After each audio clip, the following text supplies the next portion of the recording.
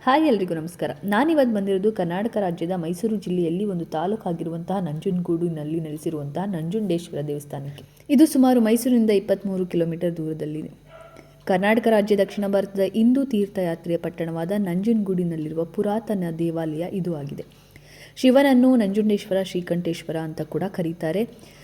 ಈ ದೇವಸ್ಥಾನದ ಪಕ್ಕದಲ್ಲಿರುವ ನದಿ ಕಾವೇರಿಯ ಉಪನದಿಯಾದ ಕಪಿಲಾ ನದಿ. ನಂಜನಗೂಡನ್ನು ದಕ್ಷಿಣ ಪ್ರಯಾಗ ಅಂತ ಕೂಡ ಕರೀತಾರೆ. ಸ್ವಯಂ ಉದ್ಭವವಾದ ಚತುರ್ಯುಗದ ಮೂರ್ತಿ ಕೈಲಾಸದ ಶಿಖರ ಭಾಗ ಇಲ್ಲಿ ಬಿದ್ದು ಲಿಂಗಾರೂಪವಾಯಿತು. ವಿಷಂಪ್ರಾಜಿ ಸೊಪ್ಪಿನ ಮಳೆಯ ನಡುವೆ ಉದುಗಿ ಹೋಗಿದ್ದ ಲಿಂಗವನ್ನು ಪತ್ತೆ ಹಚ್ಚಿದ ಪರಶುರಾಮ ಇಲ್ಲಿ ತಪಸ್ಸನ್ನಾಚರಿಸುವುದರ ಮೂಲಕ ತನ್ನ ಪಾಪ ಕಳೆದುಕೊಂಡರೆ ಸತಿಯನ್ನು ಶಪಿಸಿ ಇಲ್ಲಿಗೆ ಬಂದ ಗೌತಮರು ಈ ಲಿಂಗದ ಆರಾಧನೆಯಿಂದ ಮನಸ್ಸು ಸಮಾಧಾನ ಹೊಂದಿ ಲಿಂಗಕ್ಕೆ ಆಲಯ ಕಟ್ಟಿಸಿ ರಥೋತ್ಸವ ಏರ್ಪಡಿಸಿದನಂತೆ. ಈಶ್ವರನ ಮುಕುಟದಿಂದ ರತ್ನಮಣಿ ಬಿದ್ದ ಸ್ಥಳ ಮಣಿಕರ್ಣಿಕಾ ತೀರ್ಥವಾಯಿತು. ವೃಶ್ಚಿಕ ಮಾಸದಲ್ಲಿ ಎಲ್ಲ ಪುಣ್ಯ ತೀರ್ಥಗಳು ಕಪಿಲೆಯಲ್ಲಿ ಸೇರುವುದರಿಂದ ಈ ಸಮಯದಲ್ಲಿ ಇಲ್ಲಿ ಸ್ನಾನ ಮಾಡುವುದರಿಂದ ಸಕಲ ತೀರ್ಥಗಳಲ್ಲೂ ಸ್ನಾನ ಪುಣ್ಯ ಬರುತ್ತದೆ. ಈ ದೇವಸ್ಥಾನ ಮೊದಲು ಗಂಗರ ಆಳ್ವಿಕೆಯಲ್ಲಿತ್ತು, ನಂತರ ಚೋಳರ ಆಳ್ವಿಕೆ, ನಂತರ ಹೊಯ್ಸಳ ಆಳ್ವಿಕೆಗೆ ಬಂದಿತು ಅಂತ ಕೂಡ ಹೇಳ್ಬೋದು. ಒಳ ಮಹಾದ್ವಾರದ ಮುಂದಿರುವ ನಾಟ್ಯ ಗಣಪತಿ ವಿಗ್ರಹದಲ್ಲಿ ಹೊಯ್ಸಳ ಶೈಲಿ ಕಂಡುಬರುತ್ತದೆ. ಒಳಗಿನ ಮಹಾದ್ವಾರ, ರಾಜಗೋಪುರ, ಬಲಿಪೀಠ, ಧ್ವಜಸ್ತಂಭ, ಸ್ನಪನ್ನ ಗಣಪತಿ, ದಕ್ಷಿಣಮೂರ್ತಿ, ಸೂರ್ಯನಾರಾಯಣ, ಪಾರ್ವತಿ ವಿಗ್ರಹ, ಗುಡಿ, ನಾರಾಯಣ ಸ್ವಾಮಿ ಗುಡಿಯು, ಶ್ರೀದೇವಿ, ಭೂದೇವಿ ವಿಗ್ರಹ ಇವೆಲ್ಲವನ್ನು ಹೊಯ್ಸಳ ಶೈಲಿಯಲ್ಲಿ ಕಾಣುತ್ತದೆ. ಆಲಯದ ಮುಂದಿರುವ ಕಲ್ಯಾಣಿ ವಿಜಯನಗರದ ಆರಂಭ ಕಾಲದ ರಚನೆಗಳಾಗಿವೆ. ಬಲಿಪೀಠದ ಮೇಲೆ 1432ರ ಶಾಸನ ಕೂಡ ಇದೆ. ಇನ್ನು ಮೈಸೂರಿನ ಒಡೆಯರು ವಂಶಸ್ಥರು ಇದನ್ನು ಇನ್ನಷ್ಟು ಅಭಿವೃದ್ಧಿಪಡಿಸಿ ಚಾಮರಾಜ ಒಡೆಯರ್ ಪುತ್ರ ರಾಜ ಒಡೆಯರ್ ದಯಾದಿ ದಳವಾಯಿ ವಿಕ್ರಮರಾಯ ನಿರ್ಮಿಸಿದ ದೊಡ್ಡ ಬಸವನ ವಿಗ್ರಹದೊಂದಿಗೆ ಮುಂದೆ ಹೊರ ಪ್ರಕಾರ ಬಸವನ ಕಟ್ಟೆಯನ್ನು ನಿರ್ಮಿಸಿ ವಿಶಾಲಗೊಳಿಸಿದವನು ಕಳಲೆ ನೆಂಜರಾಜ. ದಕ್ಷಿಣ ಪ್ರಕಾರದಲ್ಲಿರುವ 66 ಪುರಾತನ ವಿಗ್ರಹಗಳು ಚೋಳ ಕಾಲದ್ದೆಂಬ ಮಾತಿದೆ. ಕಳಲೆ ನೆಂಜರಾಜಯ್ಯನಿಂದ ಇದು ನಿರ್ಮಿತವಾಯಿತು. ಉತ್ತರ ಪ್ರಕಾರದಲ್ಲಿ ಈಶ್ವರವ ವಿವಿಧ ಲೀಲೆಗಳು ಸಾರುವ 25 ಮೂರ್ತಿಗಳಿವೆ. ಮುಮ್ಮಡಿ ಕೃಷ್ಣರಾಜ ಒಡೆಯರಿಂದ ಇದು ನಿರ್ಮಿತವಾಗಿತ್ತು ಅಂತಾನೆ ಕೂಡ ಹೇಳ್ತಾರೆ. ಶಿವಪುರಾಣದಲ್ಲಿ ನಂಜನಗೂಡನ್ನು ಶ್ರೀ ಗರಲಪುರಿ ಎಂದು ಉಲ್ಲೇಖಿಸಲಾಗಿದೆ. ಇದನ್ನು ದಕ್ಷಿಣ ಕಾಶಿ ಅಂತ ಕೂಡ ಕರೀತಾರೆ. ತನ್ನ ಭಕ್ತರಾದ ದೇವತೆಗಳು ನಾರದ ಋಷಿಗಳ ಮನವಿಗೆ ಶಿವನು ಕಾಣಿಸಿಕೊಂಡನು. ಶಿವನು ಆಗಿನ ಗರಲಪುರಿ ಕ್ಷೇತ್ರದಲ್ಲಿ ಕಾಣಿಸಿಕೊಂಡು ಕೇಶಿ ಎಂಬ ರಾಕ್ಷಸನನ್ನು ಕೊಂದನು. ಜೊತೆಗೆ ತನ್ನ ಅಂಶಕ್ಕೆ ಭರವಸೆಯನ್ನು ನೀಡಿದನು. ದೈವಿಕ ಆತ್ಮದ ಒಂದು ಭಾಗವು ಯಾವಾಗಲೂ ಇಲ್ಲಿಯೇ ಉಳಿಯುತ್ತದೆ, ಮಾನವೀಯತೆಯನ್ನು ಆಶೀರ್ವದಿಸುತ್ತದೆ. ಜೊತೆಗೆ ಈ ಸ್ಥಳ ಪಾಪ ವಿನಾಶಿನಿ, ಪಾಪಗಳನ್ನು ಹೋಗಲಾಡಿಸುತ್ತದೆ ಎಂದು ಭರವಸೆಯನ್ನು ನೀಡಿದನು.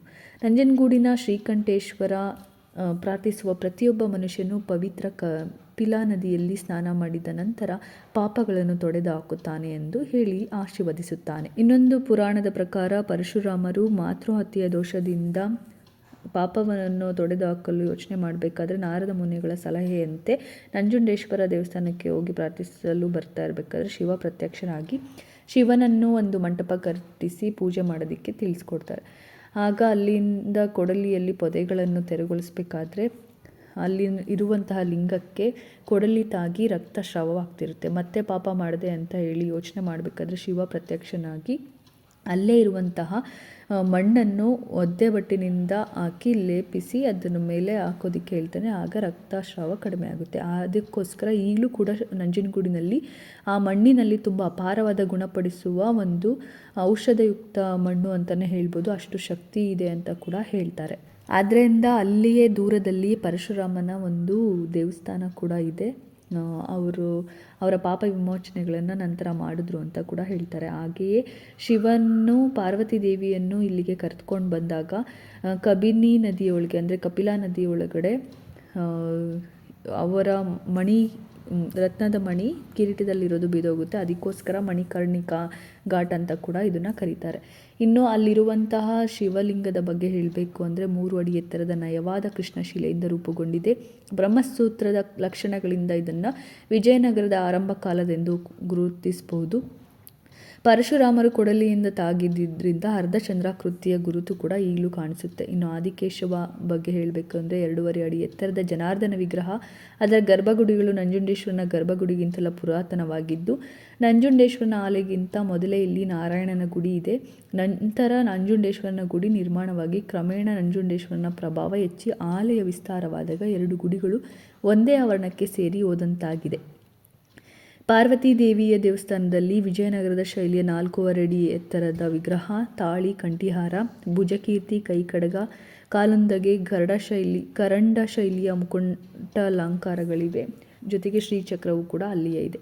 ಇನ್ನು ದೊಡ್ಡ ಬಸವ ಈಗ ಆಲಯದ ಒಳಗೆ ಸೇರಿ ಹೋಗಿರುವ, ಆದರೆ ನಿರ್ಮಾಣದ ಕಾಲದಲ್ಲಿ ಆಲಯದ ಹೊರಭಾಗದಲ್ಲಿ ಸ್ಥಾಪಿತವಾಗಿ ಸುಮಾರು 8 ಅಡಿ ಎತ್ತರವಿರುವ ನಯವಾದ ಏಕಶಿಲೆಯಿಂದ ಕಪ್ಪು ವರ್ಣದಲ್ಲಿ ನಿರ್ಮಿತವಾಗಿರುವ ಈ ನಂದಿ ವಿಗ್ರಹವು ಕೂಡ ಚಾಮುಂಡಿ ಬೆಟ್ಟದ ಬಸವನಿಗಿಂತ ಕಿರಿದಾಗಿದ್ದರೂ ಕಲೆಗಾರಿಗಂಬಿಯಲ್ಲಿ ತುಂಬ ದೊಡ್ಡದಾಗಿದೆ ಅಂತಲೇ ಹೇಳ್ಬೋದು. ಇಲ್ಲಿ ಇನ್ನೊಂದು ವಿಶೇಷತೆ ಅಂದರೆ ಆಲಯದ ಕಾವಲುಗಾರನಾದ ಇವನು ಆಲಯಕ್ಕೆ ಅಂದರೆ ಚಂಡಿಕೇಶ್ವರ ಬಂದು ಹೋಗುವವರ ಪುಣ್ಯದ ಲೆಕ್ಕ ಇಡುತ್ತಾನೆ ಎಂಬ ನಂಬಿಕೆ ಇದೆ. ಹೀಗಾಗಿ ಅಲ್ಲಿ ಬಂದಿರುವ ಭಕ್ತಾದಿಗಳು ಆತನಿಗೆ ಮನವರಿಕೆ ಮಾಡಿಕೊಡಲು ಪುಟ್ಟ ಗುಡಿಯ ಕಡೆ ಗೋಡೆ ಒತ್ತಿ ಚಪ್ಪಾಳೆ ಹಾಕಿ, ಈಶ್ವರನ ದರ್ಶನ ಆಯಿತು, ಪಾರ್ವತಿ ದರ್ಶನ ಆಯಿತು, ಈಗ ನಿನ್ನ ದರ್ಶನಕ್ಕೆ ಬಂದಿದ್ದೇನೆ, ಯಮನ ಕಡೆಯವರು ಕೇಳಿದರೆ ಶಿವನ ಕಡೆಯವರು ಬಂದಿದ್ದರು ಎಂದು ಹೇಳಿಬಿಡು ಎಂಬ ವರದಿ ಒಪ್ಪಿಸುತ್ತಾರೆ. ಅಲ್ಲದೆ ಮಕ್ಕಳ ಚಂಡಿತನ ನಿವಾರಿಸುವ ಶಕ್ತಿ ಈತನಲ್ಲಿದೆ ಎಂಬ ನಂಬಿಕೆ ಕೂಡ ಇದೆ. ಮಕ್ಕಳಿಂದ ಪೂಜೆ ಮಾಡಿಸಿ ತನ್ನ ಚಂಡಿತನ ತೆಗೆದುಕೊಂಡು ಸಾಧುತನ ಕೊಡು ಎಂದು ಹೇಳಿಸುತ್ತಾರೆ. ಇನ್ನು ಈ ಆಲಯದಲ್ಲಿ 2 ಮಹಾಗೋಪುರಗಳಿವೆ. ನಂಜುಂಡೇಶ್ವರನ ವಿಮಾನದ ಎಡ ಮತ್ತು ಬಲಭಾಗದಲ್ಲಿ 2 ಬಿಲ್ವ ವೃಕ್ಷಗಳು ಕೂಡ ಬೆಳೆದಿವೆ. ಪಾರ್ವತಿ ಗುಡಿಯ ಬಲಪಕ್ಕದ ಬೆಳಕಿನ ಕಿಂಡಿಯ ಮೂಲಕ ನೋಡಿದರೆ ಎಡಭಾಗದ ವೃಕ್ಷ ಕಾಣಿಸುತ್ತದೆ. ಇದರ ದರ್ಶನದಿಂದ ಆಶ್ಚರ್ಯ, ಆನಂದಗಳ ಜೊತೆಗೆ ಅಲೌಕಿಕವಾದ ಅನುಭೂತಿಯನ್ನು ಭಕ್ತರು ಪಡೆಯುತ್ತಾರೆ. ಈ ದೇವಸ್ಥಾನದೊಳಗೆ ಕುದುರೆ, ಋಷಭ, ಆನೆ, ಗರುಡ, ಹಂಸ, ಕೈಲಾಸ ವಾಹನ, ಭೂತವಾಹನ, ಕಾಲ್ಪನಿಕ ವಾಹನಗಳನ್ನು ನೋಡಬಹುದು. ಮರ, ಬೆಳ್ಳಿ ಮತ್ತಿತರ ಲೋಹಗಳಿಂದ ಕೂಡ ಇದು ನಿರ್ಮಿತವಾಗಿದೆ. ಚಿಕ್ಕ ಆನೆ ವಾಹನ, ನಂದಿ ವಾಹನ, ಕುದುರೆ ವಾಹನ, ಹಂಸ ವಾಹನ ಕೂಡ ಇಲ್ಲಿ ಇದೆ. ಬೆಳ್ಳಿ ಪಲ್ಲಕ್ಕಿಯನ್ನು ಸ್ವತಃ ಮಹಾರಾಜರೇ ನಿರ್ಮಿಸಿಕೊಟ್ಟಿರುತ್ತಾರೆ. ಇನ್ನು ನಂಜುಂಡೇಶ್ವರನ ಜಾತ್ರೆಯ ಮುಖ್ಯ ಆಕರ್ಷಣೆ ಅಂದರೆ ಇಲ್ಲಿನ ಪಂಚಾರಥಗಳು. ದೊಡ್ಡ ರಥ ಸುಮಾರು 90 ಅಡಿ ಎತ್ತರವಿದ್ದರೆ ಚಿಕ್ಕ ರಥ ಸುಮಾರು 40 ಅಡಿ ಎತ್ತರ ಇದೆ.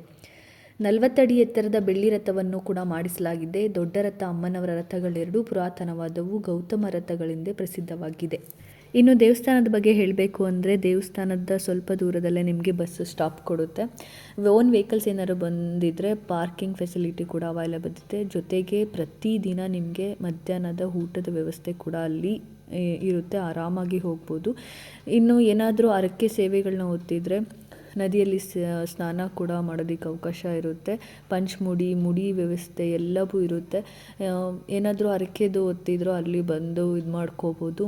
ಅಷ್ಟೇ ಅಲ್ಲದೆ ಉರುಳು ಸೇವೆ ಮಾಡೋದಕ್ಕೆಲ್ಲ ಒಂದು ಅವಕಾಶ ಮಾಡಿಕೊಟ್ಟಿರ್ತಾರೆ. ದೇವಸ್ಥಾನದ ಬಲಭಾಗದಲ್ಲೇ ನಿಮಗೆ ಒಂದು ದೊಡ್ಡದಾದ ಗಣೇಶನ ವಿಗ್ರಹದ ದೇವಸ್ಥಾನ ಕೂಡ ಸಿಗುತ್ತೆ. ಮತ್ತು ದೇವಸ್ಥಾನ ಸುತ್ತ ಬರೋದಕ್ಕೂ ಒಂದು ಅವಕಾಶ ಮಾಡಿಕೊಡ್ತಾರೆ.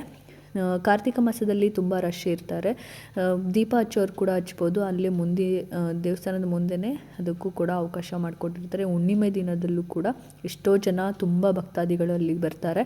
ಅದಕ್ಕೂ ಕೂಡ ತುಂಬ ವ್ಯವಸ್ಥೆ ಮಾಡಿರ್ತಾರೆ. ತುಂಬ ರಶ್ ಇದ್ದಾಗ ಟಿಕೆಟ್ ವ್ಯವಸ್ಥೆ ಇರುತ್ತೆ, ನೀವು ಆರಾಮಾಗಿ ಟಿಕೆಟ್ ತೊಗೊಂಡು ಹೋಗ್ಬೋದು. ಇಲ್ಲ ಹಾಗೆ ಹೋಗ್ತೀನಿ ಅಂದರೂ ಕೂಡ ದೇವಸ್ಥಾನದ ಮುಂಭಾಗದಲ್ಲಿ ಅರಳಿಕಟ್ಟೆ, ನಾಗರಕಟ್ಟೆ, ಪೂಜೆ ಮಾಡೋದಕ್ಕೆ ವ್ಯವಸ್ಥೆ, ಜೊತೆಗೆ ಲಾಡು ಪ್ರಸಾದದ ವ್ಯವಸ್ಥೆ ಎಲ್ಲವೂ ಇದೆ. ಎಲ್ಲ ರೀತಿಯ ವ್ಯವಸ್ಥೆ ಕೂಡ ಅಲ್ಲಿ ಮಾಡಿದ್ದಾರೆ. ಅಷ್ಟೇ ಅಲ್ಲದೆ ದೇವಸ್ಥಾನದ ಪಕ್ಕದಲ್ಲೇ ದೊಡ್ಡದಾದ ಒಂದು ಶಿವನ ವಿಗ್ರಹ ಕೂಡ ಮಾಡಿದ್ದಾರೆ. ಅದು ತುಂಬ ಚೆನ್ನಾಗಿದೆ.